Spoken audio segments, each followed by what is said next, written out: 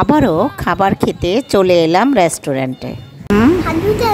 হাত ধুতে যাইবা?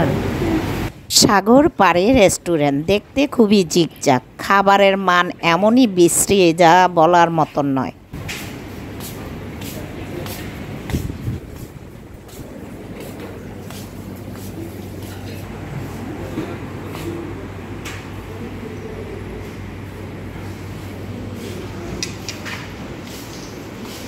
এখানকার খাবারের দাম তুলনামূলক অনেক বেশি রাখে। এখানে নিয়েছি 2 পিস কোরাল মাছ, মুরগি আর শুটকির ভর্তা, ডাল।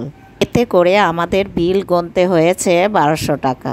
এখানকার মতন বাজে খাবার আর কোথাও খাইনি। বিচে একটু ঘোরাঘুরি করে চিংড়ি মাছ ভাজা খেতে যাব মাছের মেলাতে।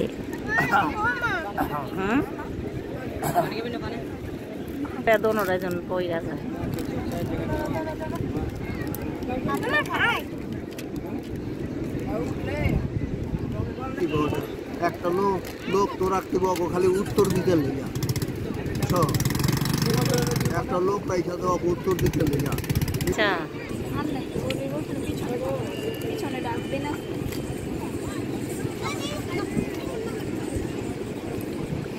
মাছের মেলায় চলে এসেছি চিংড়ি মাছ ভাজা খেতে। কিছু চিংড়ি মাছ অর্ডার করে দিলাম ভাজার জন্য।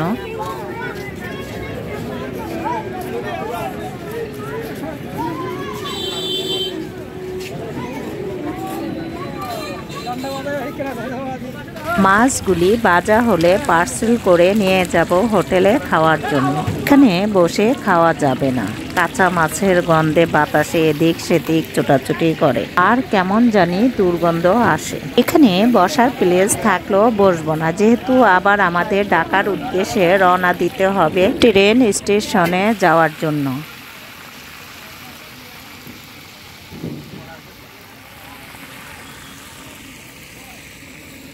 স্টেশনে যাওয়ার জন্য রওনা দিয়ে দিলাম। আরাস কোথায় যাবে? কিসে চড়ে যাবে? কোথায় যাবে এখন? বাসায় যাবে? নানা ভাইকে নিয়ে, ট্রেন দিয়ে নানা ভাইকে নিয়ে আমরা এখন ঢাকার উদ্দেশ্যে রওনা দিচ্ছি ট্রেনে করে। ট্রেনের টিকিট করে নিয়েছিলাম আর রাত 8টা বাজে ট্রেন ছাড়বে। কিছুক্ষণ প্ল্যাটফর্মে ওয়েট করতেছি, ট্রেনের গেট খুললে উঠে পড়ব। আল্লাহর নাম নিয়ে ট্রেনে উঠে পড়লাম বাড়ির গন্তব্যস্থলে যাওয়ার জন্য। কিছুক্ষণের মধ্যে আমাদের ট্রেন ছেড়ে যাবে ঢাকার উদ্দেশ্যে। এটি আমি এখানেই শেষ করে দিচ্ছি। আল্লাহ হাফেজ। এই তো আমাদের সিট, আমরা বসে পড়েছি সিটে।